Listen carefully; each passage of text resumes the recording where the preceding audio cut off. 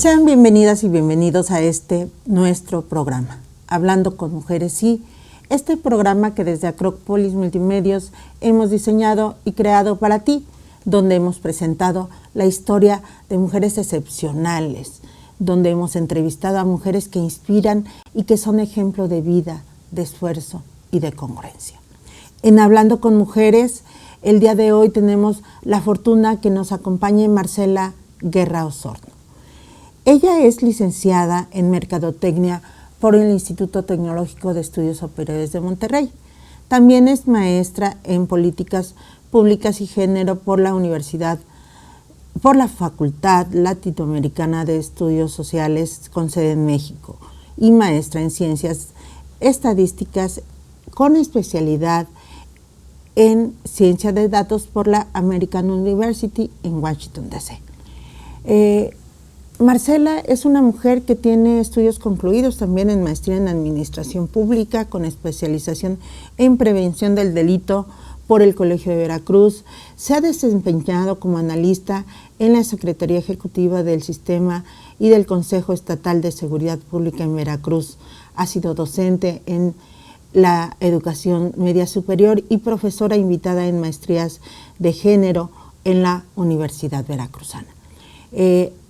Ha brindado servicios profesionales a instancias gubernamentales de orden municipal, estatal, en materia de planeación, monitoreo y evaluación institucional con perspectiva de género, así como en sistemas de indicadores de género.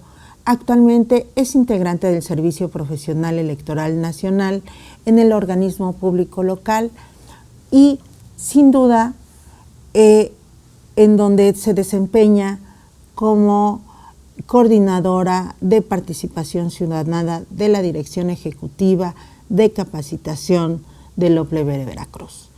Es cofundadora de R-Ladies Jalapa, que es una iniciativa que busca que el lenguaje se promueva en las diversas identidades de género existentes. En el 2022, en este año, obtuvo el premio Mujeres Tech en la categoría Ciudadana con Perspectiva de Género y hoy aquí con nosotras en Hablando con Mujeres, este programa donde analizaremos y compartiremos temas de actualidad y contados por mujeres, donde ellas son las protagonistas. Marcela Guerra, bienvenida.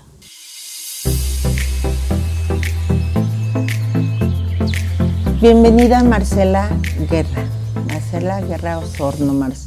Marcela, como ya les platiqué hace unos segundos, es una mujer de datos. Marcela, el día de hoy, en Hablando con Mujeres, pues vamos a conocer un poquito más de esa otra Marcela, de la Marcela como mujer, cómo llega a esto y sin duda es un honor, Marce, tenerte aquí con nosotras. Es un programa que fue creado especialmente para conocer a mujeres como tú.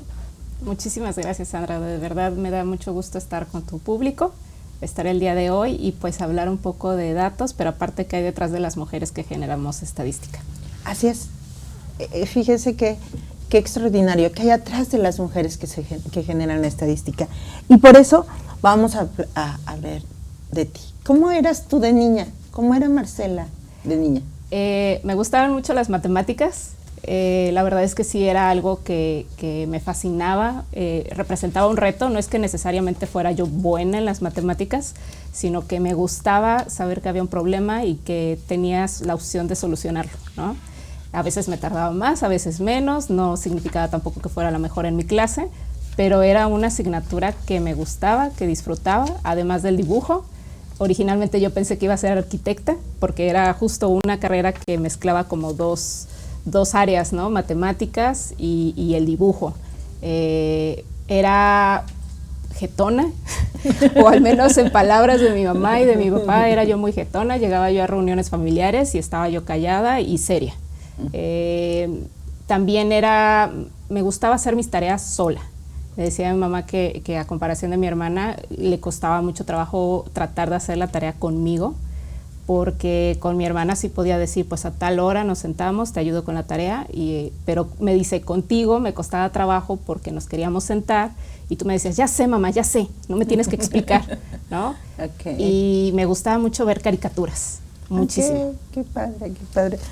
Oye, Marce, ¿y cuál ha sido tu mayor inspiración en la vida? De personas, de situaciones. ¿Tu mayor inspiración? Yo creo que sin darme cuenta profesionalmente, alguien que ha sido una gran inspiración para mí ha sido mi mamá. No en el sentido de su rol como madre como tal, sino como profesionista.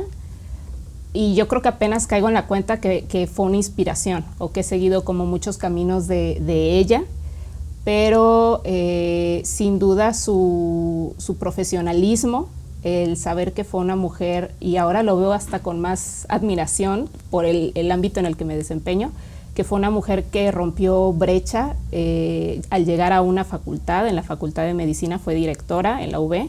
La primera mujer directora de la Facultad de Medicina de la Universidad Veracruzana, y ahora pues ya puedo incluso dialogar con ella respecto de este problema que todavía lo vemos en muchas facultades, ¿no? Y es que haya más mujeres en puestos de toma de decisión en la academia. Y obviamente, bueno, sí resonó mucho en mí. Me acuerdo de, obviamente, sus frustraciones al llegar a casa, sus molestias, sus derrotas, sus alegrías que compartía con mi hermana y conmigo. Y de hecho, a raíz de ello, y que yo también pues hacía mías, me apropiaba yo de sus frustraciones en ocasiones, es que cuando estudio la maestría en Políticas Públicas y Género, precisamente retomo el tema sobre estas brechas de acceso de las mujeres a puestos de dirección en academia. Y me toca entrevistarla incluso para lo mismo. Y ha sido realmente algo muy, muy grato poder estudiarlo ya desde la academia, poder saber qué es lo que ocurría con todos estos procesos a los que se enfrentó mi madre, pero ahora ponerle pues nombre, ¿no? Y es así como llegas a las estadísticas y a los números con la perspectiva de género en tu vida. ¿Cómo llegas ahí? ¿Haciendo esto? Justo cuando estaba estudiando yo la maestría en Políticas Públicas y Género, hay un tema que siempre lo comparto incluso con compañeras y con estudiantes que están interesadas en el tema, y es que cuando quieres visibilizar que hay un problema público, necesitas evidencia para poder dar cuenta que esto no le ocurre a una persona, a dos personas o a tres personas, sino que esto es sistémico. Y la mejor manera que yo encontré de poder generar esta evidencia era a través de la estadística y de los datos, pero analizándolos ya con perspectiva de género. Entonces, terminando la maestría en Políticas Públicas y Género, es que decido ingresar, aplicar para una maestría en Ciencias en Estadística, para poder empatar las dos maestrías y las herramientas que me habían generado ambas, ¿no? Entonces, fue así como empecé a entrar a estadística y bueno, ya tenía yo el gusto por la matemática, ¿no? Por los números. Sí. ¿Qué hay atrás de las mujeres y los datos? Pues es complejo porque incluso nos atraviesa el mismo estereotipo de las carreras de ciencias exactas. Es decir, sí podemos llegar a ciertos lugares, a conferencias, a clases en donde somos una minoría, y es incluso el simple hecho de estudiar la carrera, ¿no? Pero independientemente de quienes estudien las carreras de estadística, quienes incluso nos dedicamos a hacerlo con perspectiva de género, y en mi caso particular que me he dedicado a temas de violencia, pues nos resuena mucho y tiene muchas implicaciones en nuestra vida diaria, porque sabemos lo que estamos analizando son fenómenos sociales que atraviesan a las mujeres, particularmente el de la violencia, y estando en una entidad como Veracruz, pues sabemos que lo que estamos analizando también lo estamos viviendo. Entonces, tiene muchas implicaciones y yo lo comparo en muchas ocasiones, incluso cuando las psicólogas dan atención a las víctimas. También en el ámbito estadístico, aun cuando en muchas ocasiones he escuchado, y bueno, escuchamos constantemente que la estadística son datos duros, ¿no? Y que no ven a las personas como personas. Y no lo veo así, porque cuando lo hacemos con perspectiva de género, sabemos lo que significan esos datos. Entonces, es similar, o yo pongo como en comparación a cuando una psicóloga da atención, pues también nosotras cuando analizamos los datos, sabemos lo que está ocurriendo, porque una base de datos al final le damos nosotras rostro. Y sabemos que hay categorías como la interseccionalidad, si se autoadscriben o no como indígenas, la edad. Y entonces cuando vemos esos números y esas bases podemos contar historias y sabemos lo que está ocurriendo. Y tenemos un mapeo no solamente municipal o estatal, sino también a nivel nacional. Entonces incluso tiene estas implicaciones en nuestra vida personal y yo en otras ocasiones te lo comentaba. Lo hemos hablado, exactamente. Sin duda.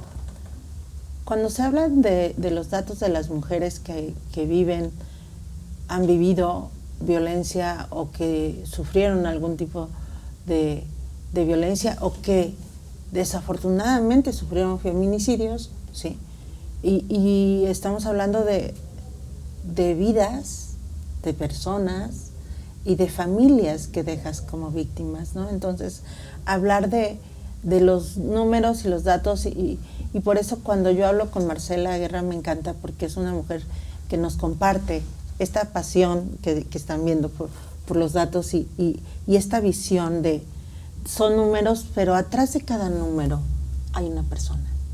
Atrás de cada indicador, sí, hay un problema social que tú estás deshebrando para que lo entendamos perfectamente, Marce, porque también hay que tener bien claro que antes el tema de las estadísticas y de los números así como que era, no sé qué quiso decir, ¿no? Sí, era inalcanzable, así como un lenguaje, como cuando hablamos del género, ¿no? Al inicio que era tan complicado para entender y decimos, no, si lo tenemos que hacer muy fácil para que todo el mundo lo entienda, ¿no? Entonces, tú te has dedicado a esto y estás escribiendo sobre esto, sí. Y has dedicado mucho tiempo de tu vida. Platícanos sobre esto. Pues sí tiene implicaciones, he escrito al respecto en el ámbito de violencia familiar, también sobre, el más reciente por ejemplo que ha sido sobre el Registro Nacional de Personas Sancionadas por Violencia Política, y podemos ver lo que está ocurriendo, ¿no? Podemos ver que no es una coincidencia que esté ocurriendo a mujeres, y aparte tiene particularidades, ¿no? La violencia que se ejerce contra los hombres respecto de la violencia que se ejerce contra las mujeres. Y por supuesto que incluso tiene afectaciones hasta en el ámbito personal, familiar, el empezar a ver estas estadísticas y estas probabilidades de que te ocurra algo por el simple hecho de ser mujer, ¿no? Pero sí. Y que de manera desafortunada, ¿no? Por eso yo siempre les digo, ojalá que el hecho de que nacieras hombre o mujer no determinara tu seguridad, claro. ¿sí? Tu felicidad o tus años de vida, ¿no? Claro. Pero pues de manera desafortunada, espero que las cosas cambien. Yo tengo mucha fe en que las cosas podemos irlas cambiando con gente como tú, que nos habla y nos dice y que está siendo un referente en el análisis de datos en nuestro estado y en nuestro país.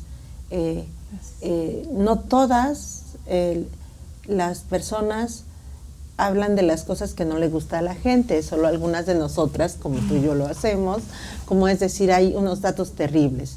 Sin embargo, yo sí quisiera que les dieras un mensaje a las mujeres que nos están viendo, sí, un mensaje de cómo poder llegar a ser una mujer que inspira como tú, una mujer que está haciendo lo que le gusta y que está aportando a la sociedad. Así que pues yo creo que todas las mujeres inspiramos.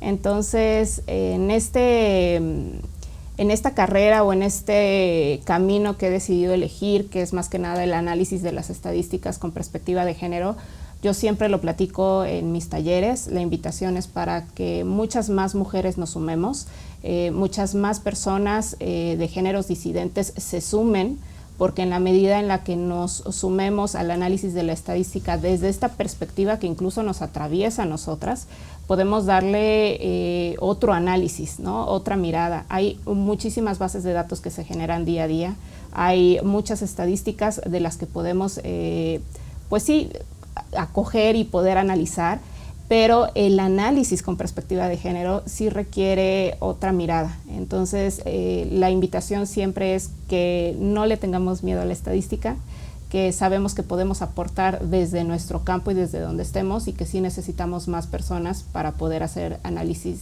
distintos. Muchas gracias, Marce.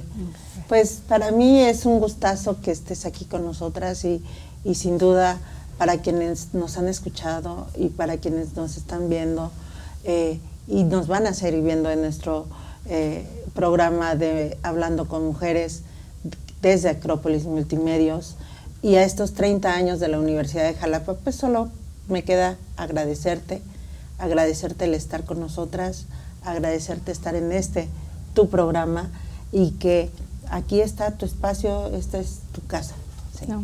Muchísimas gracias, Sandra, y también muchas felicidades a la Universidad de Jalapa por estos 30 años que cumple.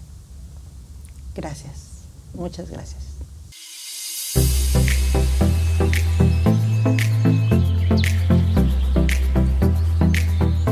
Octubre es un mes relevante cuando se habla de la participación política de las mujeres en México. Las llaves de la democracia fueron entregadas a las mexicanas el 17 de octubre de 1953. Es cuando se les concede constitucionalmente el derecho a votar y ser votadas. Recordemos con la cápsula que el gran equipo de Acrópolis Multimedios nos apoya a realizar cuál ha sido el devenir, cómo abrieron camino esas mujeres para que hoy, sin distinción, todas las mujeres de México tengan el derecho y el acceso a votar y ser votadas en las elecciones de nuestro país.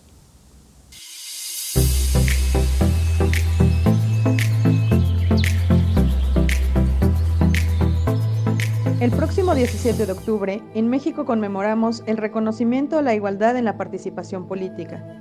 Esto gracias al esfuerzo femenino, lo que, evidentemente, no fue una concesión, sino el resultado de una lucha constante de parte de las mujeres. Fue en 1953 cuando el presidente Adolfo Ruiz Cortines promulgó la reforma constitucional para que las mexicanas pudiéramos gozar de la ciudadanía plena, otorgándonos el derecho a votar y ser votadas para puestos de elección popular. 2 años después, las mujeres acudieron por primera vez a las urnas a emitir su voto para elegir diputados federales para la 43ª legislatura. Un hecho sin duda histórico, pero la verdadera democratización de la ciudadanía tardó muchos años más en germinar, ya que la tradición machista estaba aún arraigada en nuestro país. A partir de entonces, ha continuado la lucha de las mujeres por el respeto de sus derechos y a participar en la toma de decisiones de nuestro México. Tan es así que hoy existe paridad de género en el Congreso de la Unión y en las legislaturas estatales.